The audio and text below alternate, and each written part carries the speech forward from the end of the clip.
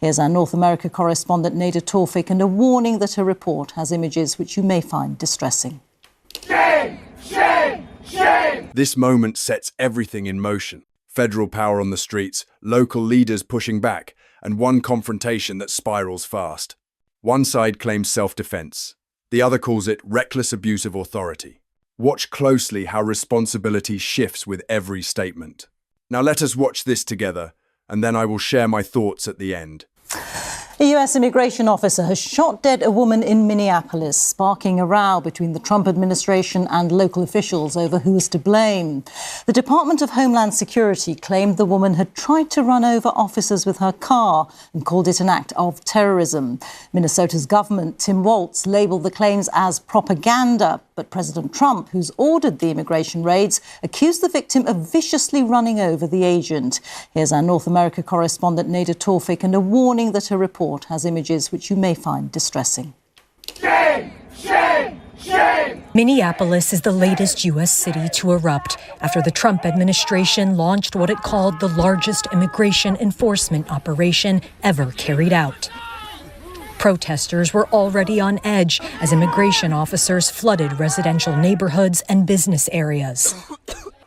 Then on Wednesday, the crackdown turned deadly after an ICE agent shot and killed a 37-year-old woman. The incident was filmed by those on the scene. Here, ICE officers aggressively approach a maroon SUV blocking the residential street, ordering the woman inside to get out of her vehicle. This is where enforcement turns into escalation. Pay attention to how quickly control is lost once pressure enters the scene. Before trying to open the door, she tries to drive away, but another agent opens fire. 3 shots are heard, and the vehicle loses control and crashes. Witnesses react in shock and anger. Dude, you shot her! I'm trying to help! No!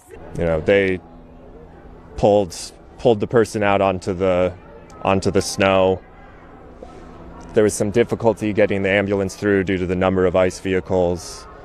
They took the person away and started pushing people off the sidewalks. The Homeland Security Secretary, an enthusiastic enforcer of the president's immigration raids, accused the woman of an act of domestic terrorism. What happened was our ICE officers were out in an enforcement action. They got stuck in the snow because of the adverse weather that is in Minneapolis. They were attempting to push out their vehicle, and a woman attacked them and those surrounding them and attempted to run them over and ram them with her vehicle. An officer of ours acted quickly and defensively shot to protect himself and the people around him. Minneapolis's Democratic mayor was blunt on his reaction to that assessment. Having seen the video of myself, I want to tell everybody directly, that is bullshit.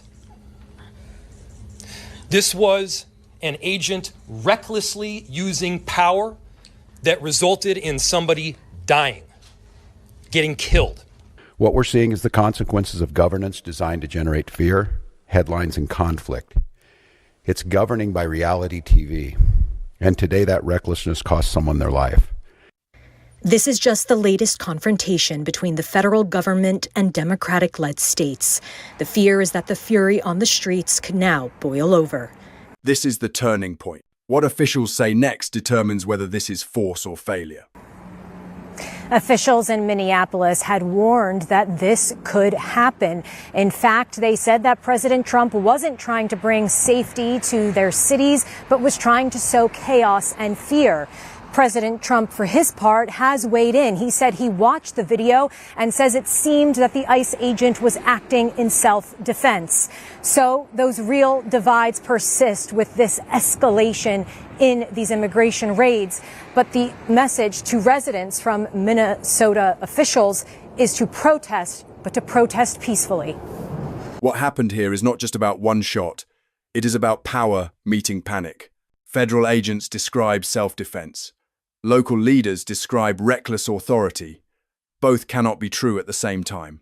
The defining image is the vehicle losing control after shots are fired. That moment becomes the symbol of everything that follows. Chaos replaces command. Fear replaces clarity. If enforcement is meant to protect, then it must also be restrained. When power acts first and explains later, trust collapses. In this case, a woman is dead, communities are angry, and responsibility is blurred behind competing narratives. The hero is accountability. The villain is unchecked force. The question is simple. Should fear ever be an acceptable tool of governance? If you value clear judgment and honest analysis, like the video, subscribe to the channel, and stay with us for more unfiltered breakdowns.